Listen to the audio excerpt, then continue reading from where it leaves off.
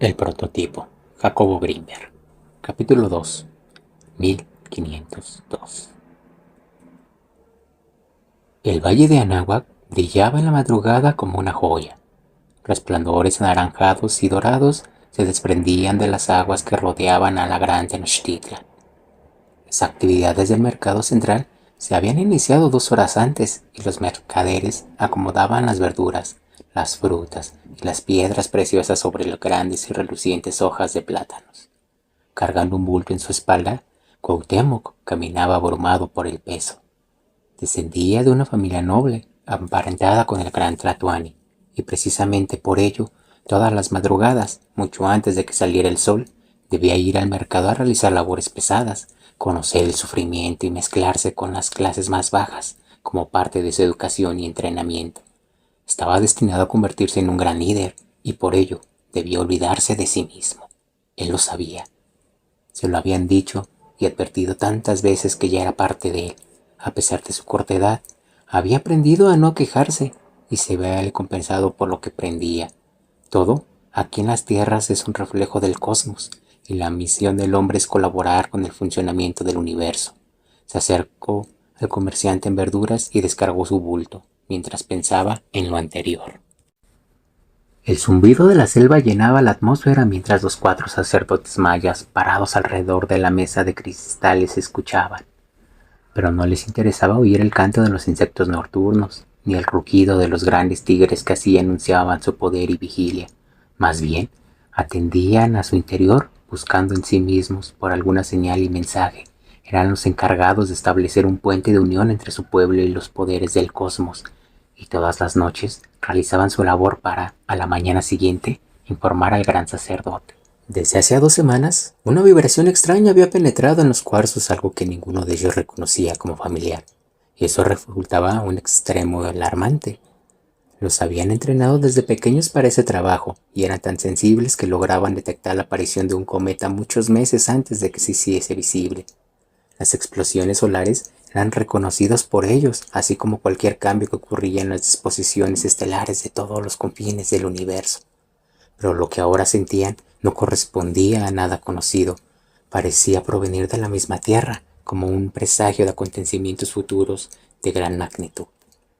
Cuando uno de los sacerdotes se enfermaba, su cristal de cuarzo ocupaba su lugar manipulado por los otros 3, pero ahora estaban los 4, y a pesar de que las energías eran similares para todos, no lograban decodificarlas. En la madrugada, uno de ellos alcanzó a entender parte del mensaje, y se lo comunicó al resto. Lo que detectamos, les dijo, es la existencia de una civilización extraña que se está aproximando. A Moctezuma, el gran Tlatoani, le encantaba beber el chocolate que era preparado por las doncellas de su séquito. Se le ofrecían espumoso, en vasos de oro puro después de una reverencia en la que, quien se lo daba, no osaba levantar la cabeza a fin de no ver a cara al gran Tlatoani. Esa noche asistiría a un evento extraordinario en el templo de Tezcatlipoca, el señor de la conciencia, pero primero debía entender al embajador maya, quien les llevaba un mensaje del sumo sacerdote de aquel pueblo cuyo territorio se encontraba muy lejos hacia el sur. Moctezuma se atavió con sus sandalias de oro, su gran penacho y una vestimenta de lino blanco bordado preciosamente con brocadas de oro, plata y piedras preciosas. El gran Tlatoani respetaba mucho a los mayas por su conocimiento cósmico y divino. Sin embargo, sabía que ya no tenían la altura espiritual que antes, y además las relaciones entre ambos pueblos no eran muy cordiales. Se trasladó al salón de las recepciones y se preparó para la visita. Él personalmente atendía a los embajadores en su calidad de responsable de las relaciones externas del pueblo azteca. Desde pequeño, había sido entrenado con la diplomacia y en el sacerdocio. Era un experto en las artes adivinatorias y un erudito en el conocimiento de la intricada religión azteca. Sabía con toda conciencia que su lugar era temporal, no porque así lo había advertido el día de su coronación, sino porque ocupaba la silla que verdaderamente le correspondía a Quetzalcóatl, a quien esperaba el día Chiconahui-Hécat del año Seacat. El embajador maya hizo su entrada acompañado de un gran séquito. Se adornaba de plumas de todos los colores de aquellos pájaros que abundaban en el sur y eran famosos por su capacidad para imitar el habla humana. Se postró delante de Moctezuma y le ofreció su corazón y su mente, tocándose el pecho y la frente con la palma de la mano derecha. Enseguida Le ofreció los regalos que le enviaba a su pueblo. Moctezuma se admiró de las telas bordadas, los escudos de jade y oro, y se lo agradeció, obsequiándole a su vez con una medalla de oro con esfinge de Quetzalcóatl. Una vez terminada la ceremonia protocolar, Moctezuma invitó al embajador a sentarse y le ofreció su bebida favorita. El embajador le relató los mensajes que había recibido de los sacerdotes, y Moctezuma los interpretó como las primeras señales del regreso de Quetzalcóatl. El patio delantero frente al templo de los caballeros Águila estaba ocupado por 12 figuras humanas formando un círculo. Eran grandes guerreros y estaban completamente desnudos a excepción de sus enormes penachos. Se preparaban para una prueba que iniciaría la ceremonia a la que estaba invitado el gran Tlatoani. En su mano derecha, cada uno de ellos sostenía una antorcha que fue depositando en un brasero, mientras el más valiente de los 12 tomaba su propio pene. Con la mano izquierda y con la derecha incrustaba en su escroto una gran aguja de maguey y amarrada a un delgado pero resistente hilo de algodón. En su cara no se pudo distinguir ninguna mueca de dolor, pero su cuerpo mostró un ligero sacudimiento involuntario, y su frente se perló de gruesas gotas de sudor mientras se ensartaba a sí mismo y pasaba la aguja a sus compañeros de la izquierda. Esto hizo lo propio, y así cada uno de los 12 hasta que quedaran unidos por el hilo que fue amarrando en sus extremos. Después tomaron las antorchas y mientras sonaba el tambor comenzaron a danzar en círculo. En sus pies tenían amarrados collares de conchas que vibraban con cada paso y llenaban la atmósfera en esa ofrenda de valentía y heroísmo. Su danza significaba la unión y el poder, y con ello colaboraban a la unión cósmica. Danzaron durante horas hasta que las gotas de sangre que derramaban formaron un círculo cerrado. En ese momento, Moctezuma hizo su aparición. Rodeó 3 veces el círculo y después se encaminó al templo de Tezcatlipoca. En su interior brillaba la luz de antorchas, colocadas en nichos de las paredes, y en el centro una gran mesa de piedra esperaba para ser ocupada por el primer voluntario. El gran Tlatoani saludó al sumo sacerdote de Tezcatlipoca, ataviado con una túnica manchada de sangre y sosteniendo un gran cuchillo de hoja de obsidiana. 2 niños observaban la escena. Eran los discípulos más distinguidos del sumo sacerdote. Un anciano con el pecho hundido penetró al aposento y se acostó boca arriba sobre la piedra. El sumo sacerdote se colocó a su lado y sin vacilar introdujo el cuchillo al pecho del enfermo, cortó las vértebras y extrajo el corazón. Lo partió en 2 y con la punta del cuchillo raspó su interior.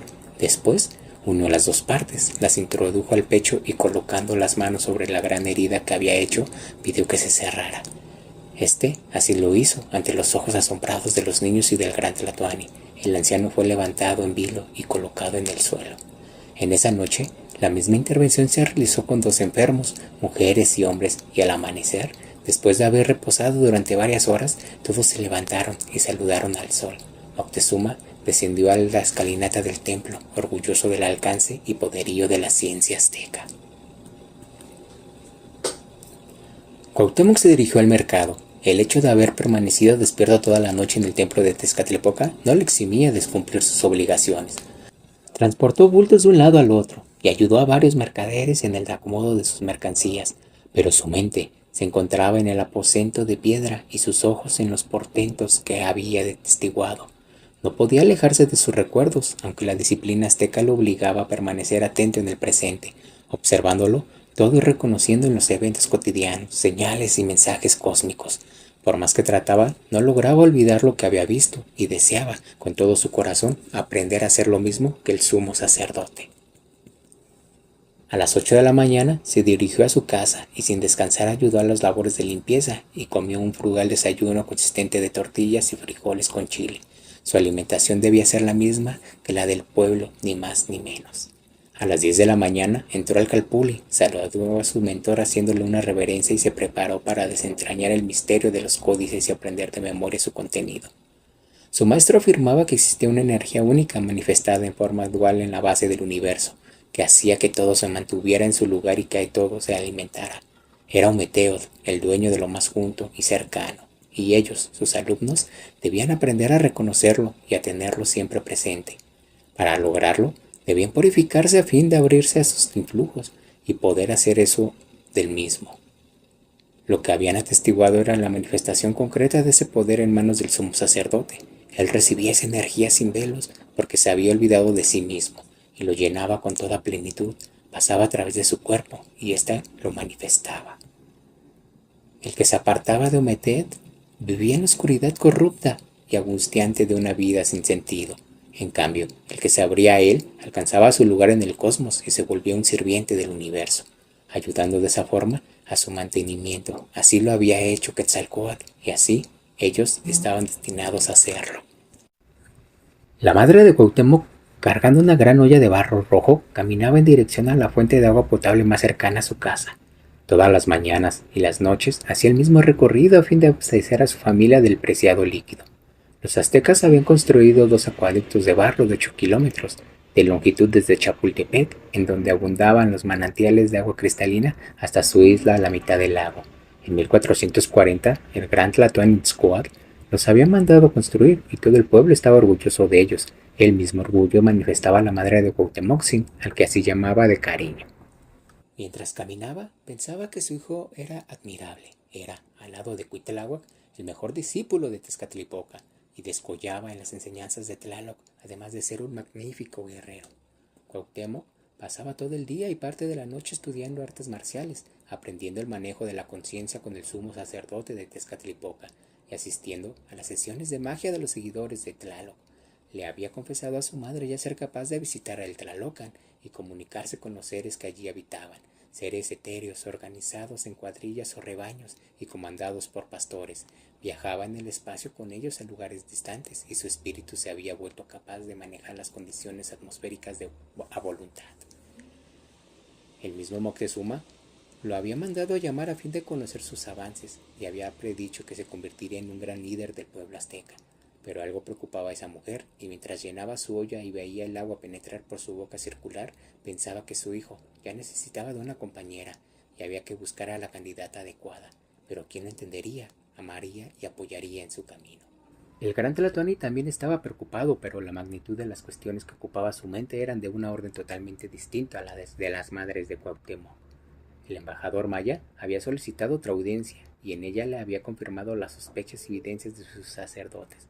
En las costas de Yucatán había podido divisar grandes embarcaciones que flotaban sobre el agua y había informes de unos seres blancos y barbados luchando por desembarcar. Pero si esto fuera poco, 3 eventos separados por escasos 2 años confirmaban que un gran cambio estaba por ocurrir. En 1508, Tlahuizcalpantecutli, la estrella de la mañana, se había puesto al sol en pleno día en lugar de anunciar su nacimiento. Incluso lo había manchado levemente con un punto negro. Un año después, como a medianoche, media hora más o menos, vino uno de los guardias y dijo que hacia la parte del oriente había visto salir humo que espesaba y estaba tan blanco que relumbraba y daba tanta claridad que parecía mediodía y que puntualmente más iba creciendo, que venía igual casi con el cielo desde la tierra, que parecía que venía dando como un gran gigante blanco hasta que amaneció y entonces se fue deshaciendo poco a poco hasta consumirse nada. El gran Tlatoani había consultado a Nezahualpili, señor de Texcoco, un gran mago, y éste le explicó lo que significaba. Moctezuma todavía recordaba sus palabras exactas y la confirmación de las mismas al ser derrotado en el ritual cósmico del juego de pelota. Perderse en todos nuestros señoríos, y esto será con permisión del Señor de las alturas, del día, de la noche y del de ayer, de lo cual todos han de ser testigo y los has de ver, y en tu tiempo ha de suceder. Por si fuera poco, un año después apareció una cometa. Parecían 3 estrellas juntas que corrían a la par muy encendidas y llevaban muy grandes colas. Partieron de hacia el occidente y corrieron de hacia el oriente. Iban echando centellas de sí. De que la gente las vio, comenzaron a dar gritos y sonó grandísimo ruido en toda la comarca. Eran los augurios y las señales del retorno de Quetzalcóatl, y Moctezuma sabía que eso significaba que el reino de Huitzilopochtli terminaría, puesto que el señor de la guerra ocupaba su puesto dirigente solo por vía provisional, mientras que se presentara el legítimo dueño de la náhuatl y de México, Quetzalcóatl. Para él, el gran Tlatoani, eso significaría dejar de ser gobernador y someterse a la serpiente emplumada.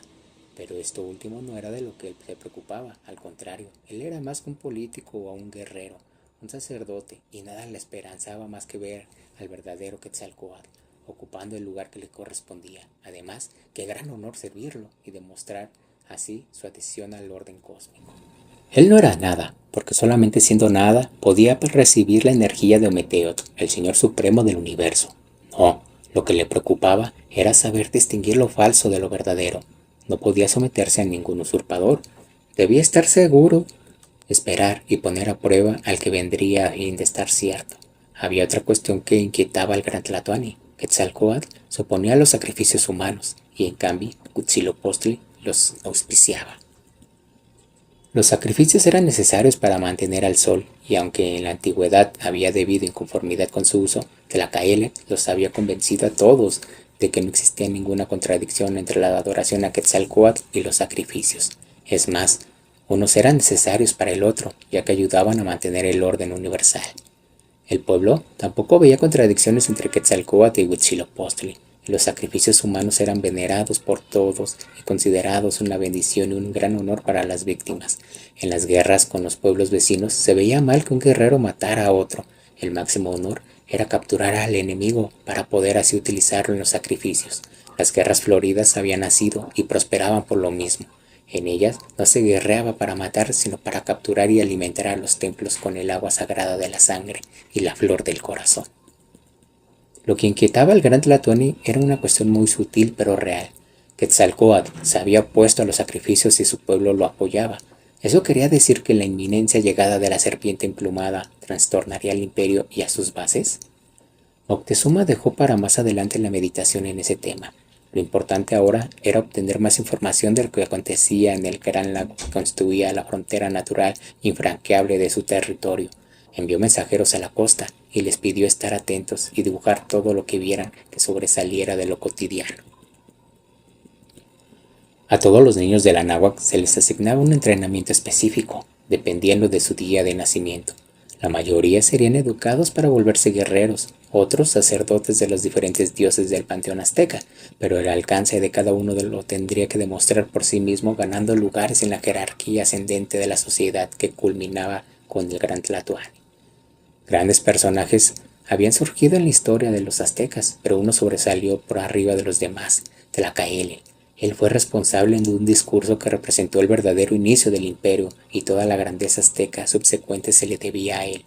Cuauhtémoc lo sabía y también estaba consciente de que el hecho de estar estudiando toda la gama de conocimiento de los aztecas era un reconocimiento a su talento y una probable elección futura como gran Tlatoani, pero esto último era muy incierto y nadie osaba pensar en ello. Lo que sí era claro era que por su entrenamiento y dedicación había comenzado a sentir el espíritu de México. Lo reconocía en cada nopal, en todas las nubes y en los ahumantes volcanes Popocatépetl e Iztaccíhuatl que adornaban el valle de la Náhuatl. Era obvio y siempre presente, pero oscilaba dependiendo de los acontecimientos. Después de grandes victorias guerreras, ese espíritu alcanzaba proporciones enormes que casi se podían palpitar en el aire fresco del altiplano.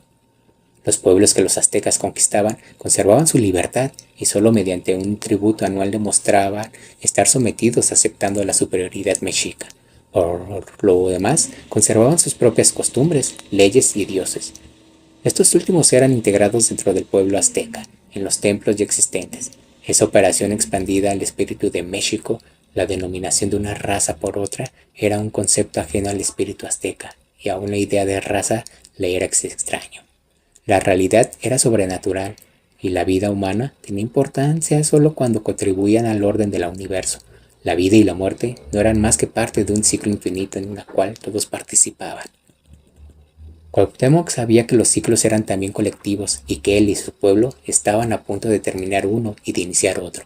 Cuando cumplió 30 años, su sensibilidad para detectar el espíritu de México ya no era externa, se empezó a sentir como idéntico a ese espíritu, y cuando se esparció la noticia, supo lo que significaba. Desde meses antes había experimentado un sufrimiento que nada lograba calmar. Ni aun su esposa, mujer fiel y totalmente entregada a él, lo podía consolar. Algo se había añadido al espíritu de México, algo que dolía. Cuauhtémoc se aisló en meditación y se juró a sí mismo defender ese espíritu como diera lugar, aún a costa de su propia vida. Moctezuma estaba asombrado por la exactitud de los acontecimientos. El quinto sol estaba destinado a morir como todos los atardeceres ocurría con su representante estelar. Casi no le cabía la menor duda. Ni un día antes ni un día después, el Chiconahuijeca del año Seacat, Quetzalcóatl, había pisado las tierras mexicanas. El gran Tlatoani lo podía ver en las pinturas que sus emisarios le habían traído, blanco, barbado y vestido de negro, al lomo de monstruos y con capacidad de matar a distancia con un rayo. Se sometería a Quetzalcóatl, le daría tributo admirando su superioridad y su pueblo lo adoraría y seguiría libre tal y como lo indicaban las costumbres aztecas. Pero antes, y a pesar de todas las señales y correspondencias cronológicas, lo pondría a prueba hasta estar totalmente seguro. A la reunión asistieron, además del propio Moctezuma, que le había convocado, Cuauhtémoc, Cuitláhuac y todos los grandes generales del ejército azteca, junto con los sacerdotes y maestros de todos los linajes. El único lugar propicio para tal evento era el gigantesco Salón del Consejo Supremo, situado en el interior del palacio del Gran Tlatoani. Moctezuma explicó lo que acontecía, les mostró las pinturas y dibujos de los emisarios y analizó las correspondencias cronológicas, los augurios y las profecías, concluyendo que se trataba de Quetzalcóatl, quien regresaba para ocupar su puesto al frente de la náhuatl. Se hizo un silencio total apenas interrumpido por las doncellas y sirvientes que traían bebidas y frutas exóticas para los grandes dignatarios. Nadie osaba hablar y todos reflexionaban acerca de lo dicho por Moctezuma. Se había notado un ligero temblor en su voz, quizá causado por la emoción ante la magnitud de los eventos que había relatado y las perspectivas que habría para su pueblo. Cuauhtémoc tomó la palabra. Todos lo conocían o habían oído hablar de él, y a pesar de su juventud lo respetaban. Se decía que en su afán de conocimientos había asimilado todas las corrientes sacerdotales, los manejos guerreros y las artes mágicas y adivinatorias. Existía el rumor, no confirmado, que un anciano sacerdote tolteca escondido en algún bosque cercano a Tenochtitlan le transmitía la sabiduría de ese pueblo ancestral tan admirado por los propios aztecas, pero nadie había visto al supuesto sabio, y puesto que los toltecas habían desaparecido hace mucho tiempo, los rumores no se tomaban muy en serio. Cuauhtémoc se adelantó, hizo una reverencia profunda y le preguntó al gran Tlatoani lo que a todos inquietaba: ¿cómo estar absolutamente seguros de que es Quetzalcóatl? Aunque en verdad todo coincide, también hay aspectos que hacen dudar. Dicen los informantes que han estado cerca de los visitantes que su olor es fétido y nauseabundo, que no se soporta, y todos sabemos lo que indican los olores abominables. Representan daños mágicos, presencias del inframundo. Dicen también que los blancos barbados preguntan constantemente acerca de la cantidad de oro que poseemos. Parecen ser atraídos por el excremento de los dioses en gran medida, y eso no es congruente con su supuesta calidad. Un murmullo de insatisfacción por parte de Moctezuma y de los grandes sacerdotes fue la respuesta que recibió la intervención de Cuauhtémoc. Reflejaba una incertidumbre acerca de la madurez del fruto lidir. Todos sabían que el quinto sol estaba por terminar y los eventos eran claros, más allá de toda duda. Sin embargo, en las palabras del joven había verdad. Era necesario saber con toda seguridad. Moctezuma se levantó de su asiento y, después de agradecer la intervención de Cuauhtémoc, le aseguró que ya había tomado todas las providencias para probar a los extraños y que hasta ahora todo indicaba que Quetzalcóatl estaba a su mando, pero que continuaría probándolos y les informaría acerca de los resultados. Cuauhtémoc lo había encontrado en uno de sus viajes de exploración del territorio del imperio. Todos los guerreros con liderazgo lo hacían con el objeto de familiarizarse con las cañadas, los bosques, los posibles lugares de escondite o de emboscadas. En medio de un bosque en las montañas situadas entre Xochimilco y Huastepec, había adivinado una presencia. El bosque se sentía como encantado, pero no vacío. Había alguien allí, y no cualquier persona. La sensación era la de estar en la cercanía de un templo, de un lugar sagrado, más allá de lo imaginable. También había poder y conocimiento flotando en la atmósfera húmeda y perfumada con el olor de los pinos y abetos. Al final de una vereda, alcanzó a divisar la entrada de una cueva. Penetró en ella y encontró a un anciano absorto en la meditación. El anciano volvió a verlo y le dijo que lo estaba esperando. Cuauhtémoc recordó sus primeras impresiones acerca de Yácat mientras se internaba en la espesura. Después de la reunión con el gran Tlatoani, había decidido ir a buscarlo, a fin de pedirle consejo. Ahora ya sabía dónde hallarlo y se dirigió presto hacia la pequeña cueva que era su casa y refugio. No sabía su edad, pero a juzgar por sus arrugas y por el brillo y profundidad de sus ojos, debía de tener más de 100 años. Nunca había conocido a alguien así, ni siquiera el sumo sacerdote de Tezcatlipoca se le igualaba en sabiduría y evidencia. Estar junto a Yácat era como estar al lado del mismo Meteo personificado. Casi no hablaban, pero bastaba su cercanía para que el cuerpo y la mente de Cuauhtémoc se fortificara. En esta ocasión, Cuauhtémoc iba a romper el silencio de todos los encuentros previos. Se acercó a la cueva y distinguió el color naranja de los leños encendidos de una hoguera de Yacat había hecho. Se introdujo a la cueva y se sentó a su lado. Ya lo sé, le dijo súbitamente Yacat. Sé que has venido. Yo también he sentido dolor y me he preguntado acerca de su significado. Y puedo decirte que es inevitable lo que sucederá. Nuestro pueblo será sometido y todo cambiará. A Cuauhtémoc le embargó una tristeza profunda. Él también había sentido la inevitabilidad de los acontecimientos, pero necesitaba la confirmación de alguien como Yacat. ¿Son en verdad Quetzalcóatl?, preguntó sintiendo un nudo en la garganta. No, no lo son. Son hombres comunes y corrientes, muchos menos evolucionados que tú, pero eso no importa. Si no son ellos, serían otros.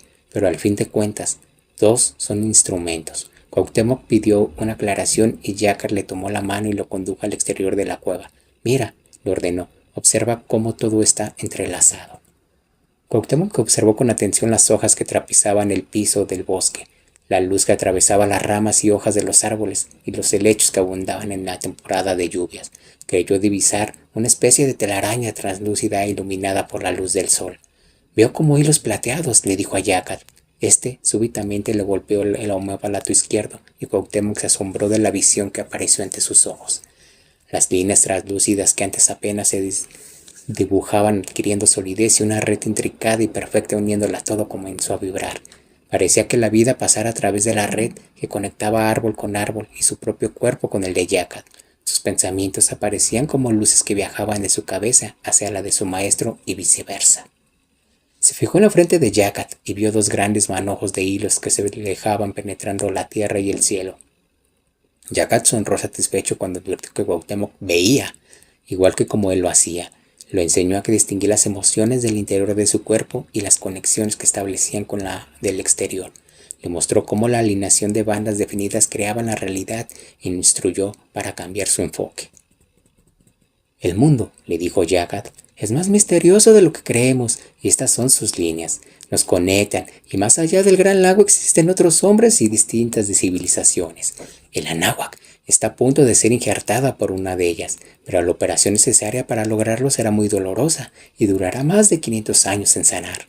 Del otro lado del mundo existen hombres como tú y yo, capaces de ver las líneas del mundo tal y como lo hacemos ahora. Ellos son morenos y tienen los ojos rasgados. Nos ayudarán, así lo han prometido.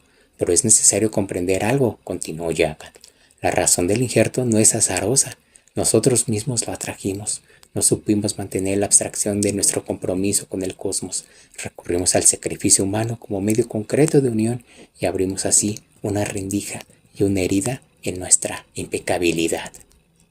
El 13 de agosto de 1521, Cuauhtémoc caminaba erguido y sereno en dirección a la comitiva española. A lo lejos, reconoció la cara de Cortés y en un gesto instintivo apretó la empuñadura del cuchillo que llevaba consigo. Pronto, muy pronto la hoja de obsidiana estaría dentro de su corazón. Lo único que deseaba era morir, no solamente porque eso lo liberaría del yugo de la carne y lo elevaría hacia la libertad, sino porque su sacrificio era necesario para lograr perseverar el espíritu del México que él encarnaba. El aire olía terriblemente mal y las orillas del lago estaban sucias y rojizas. Faltaban unos cuantos pasos más para terminar y de pronto todo su universo conocido se le vino encima. Los recuerdos afloraban a su conciencia como llagas hirvientes. Mientras Moctezuma se convencía cada vez más que los invasores eran Quetzalcóatl, Cuauhtémoc organizaba un plan de acción. En el mayor de los secretos, convocó a los jóvenes más destacados de todas las tradiciones y los llevó al bosque para que conocieran a Yacat. Los instruyó en los misterios de la ciencia de los toltecas hasta que todos fueron capaces de ver las líneas del mundo. Algunos, los más aventajados, lograron inclusive controlar la alineación de emanaciones y reconocieron, en la red que todo lo conectaba, las señales y los mensajes de los seres de ojos rasgados. El bosque se convirtió en una especie de antena dimensional por la que entraban y salían seres llamados, cada uno de acuerdo con su linaje y concordancia con el Dios a quien adoraba. Alimentó la red y en una ceremonia iniciática todos lograron unir su poder y sellaron el lugar para que, por todos los tiempos por venir, sirviera para alimentar a México. Quedaba así asegurada la continuidad del espíritu mexicano, invincible para quienes no supieran ver, pero claro y firme para quienes, en un futuro, fueran designados a fin de hacer florecer el injerto que inevitablemente acontecía. Mientras tanto, los invasores habían logrado penetrar a Tenochtitlan burlando todos los hechizos del gran Tlatoani y demostrándole que eran más poderosos que Huitzilopochtli. Moctezuma los había recibido convencido de que colaboraba con el cumplimiento de la profecía de Quetzalcóatl. Cuauhtémoc había contemplado, inerme y sin poder hacer otra cosa más que aceptar el destino, cómo Cortés había encarcelado a Moctezuma y cómo éste se lo había permitido. No había sido cobardía de su parte, sino congruencia con sus principios. El gran Tlatoani había comprendido que sus captores vencerían, más tarde o más temprano, y era mejor no verter sangre inocente. El que no había entendido lo que sucedía era Cortés. Cuando Moctezuma lo recibió a la entrada de la capital azteca, le dijo que la náhuac era suyo por legitimidad. Señor nuestro, te has fatigado, te has dado cansancio. Ya a la tierra tú has llegado, has arribado a tu ciudad. México, aquí has venido a sentarte en tu trono. Oh, por tiempo breve te lo reservaron, te lo conservaron, los que ya se fueron, tus sustitutos. Los señores reyes Itzcuatzin, Motecuzomatzin el viejo, Azayacatl, Tizoc, Ahuizotl, oh, qué breve tiempo guardaron para ti. Dominaron la ciudad de México, bajo su espalda, bajo su abrigo, estaba metido el pueblo. Han de ver ellos, ¿sabrán acaso lo que dejaron de sus postreros? Ojalá uno de ellos estuviera viera con asombro lo que yo ahora veo venir en mí. No, no es que yo sueño, no le levanto del sueño adormilado, no lo veo en sueños, no estoy soñando, es que ya te he visto, es que ya he puesto mis ojos en tu rostro.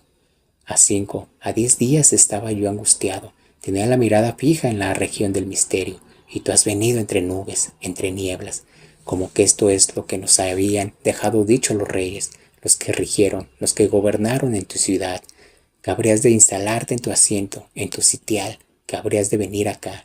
Pues ahora se ha realizado, ya tú llegaste, con gran fatiga, con afán viniste, llegaste a tu tierra, ven y descansa, toma posesión de tus casas reales, de refrigerar tu cuerpo, llegáis a vuestra tierra, señores nuestros. Nadie, convencido de que era el mismo Quetzalcóatl que regresaba para reclamar su lugar, hubiera hecho otra cosa, pero Cortés no supo que ya era dueño de México y que lo que le correspondía hacer era dejar en libertad a los aztecas, exigiéndole tributo como demostración de su superioridad. Eso era lo que los aztecas hacían con sus pueblos conquistados, y eso era lo que esperaban. Pero Cortés no era Quetzalcóatl, y por ello no actuó en correspondencia con lo que se creía de él. En lugar de ello, se dedicó a acumular el excremento de los dioses, no importándole nada más. Cuauhtémoc vio los ojos de Cortés. Estos relucían con malicia y orgullo de vencedor. Reconoció en sus profundidades la misma casta del que brillaba como el sol por su blancura de piel y cabellos.